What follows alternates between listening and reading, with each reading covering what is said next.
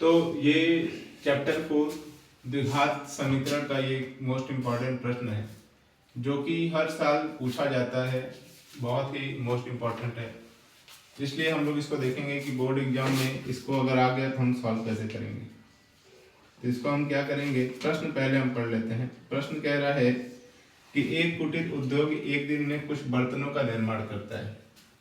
एक विशेष दिन यह देखा गया कि नग की निर्माण जो है उसकी लागत उस दिन के निर्माण किए गए बर्तनों की संख्या के दोगुने से 15 अधिक थी। तो यानी कि वो जो हमारी टोटल पैसा जो आ रहा है वो बर्तनों की जो संख्या बनी है, बर्तन जितने बने हैं उसकी संख्या का दोगुना करके जब हम 15 जोड़ देंगे तो उसका लागत आ जाएगा, कितना उसमें पैसा लगा है। ठीक है, तो फिर बोला यदि उस दिन कुल निर्माण लागत इतना रुपए था, इतना रुपए लगाया गया था, ठीक है, तो निर्माण किए गए बर्तनों की संख्या एवं प्रत्येक नग की लागत ज्ञात कीजिए। तो हम सबसे पहले यहाँ देखेंगे, मानेंगे, माना उस दिन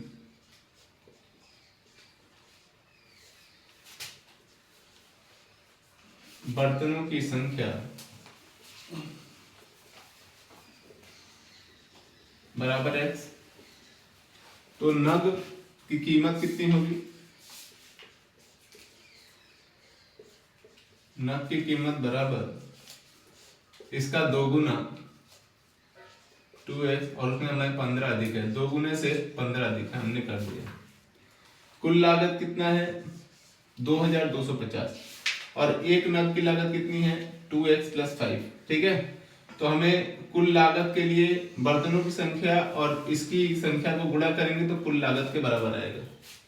ठीक है, बर्तनों की संख्या में अगर एक नग की लागत को हम गुणा करेंगे तो कुल लागत के बराबर आएगा।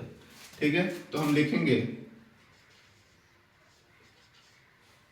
यहाँ लिख देते हैं x का मल्टीप्लाई हम लोग कर देंगे 2x + 5 में, तो कुल लागत के बराबर 2250 रुपए के बराबर। तो अगर हम ठीक है सॉल्व करते हैं तो x का 2x में करेंगे तो 2x के घात 2 प्लस 15x बराबर 2250 आएगा। तो अगर इसको इधर लाएं तो 2x² प्लस 15x ऋण 2250। अब देखिए 2 का मल्टीप्लाई का 2250 में करते हैं तो 4500 आएगा।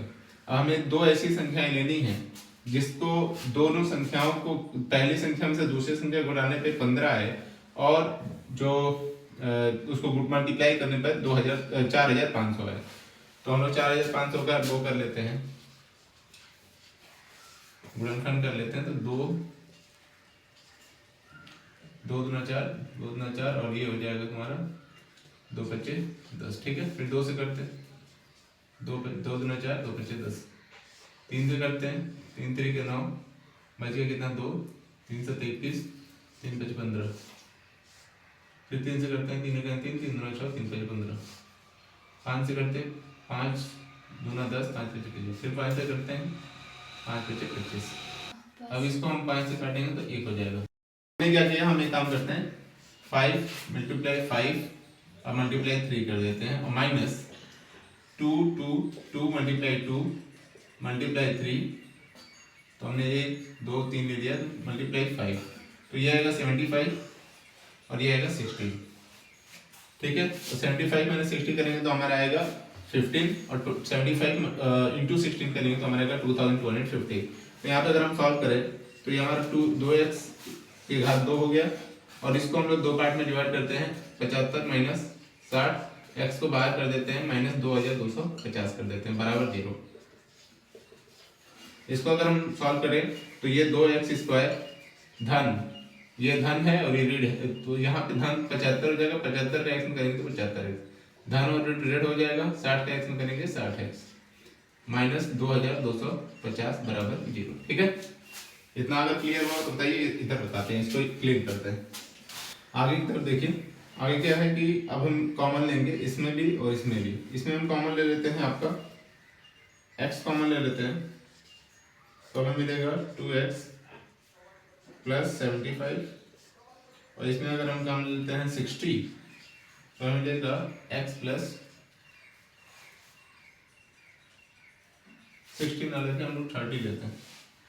तो 30 लेंगे तो मिलेगा हमें 2x प्लस 75। क्लियर है?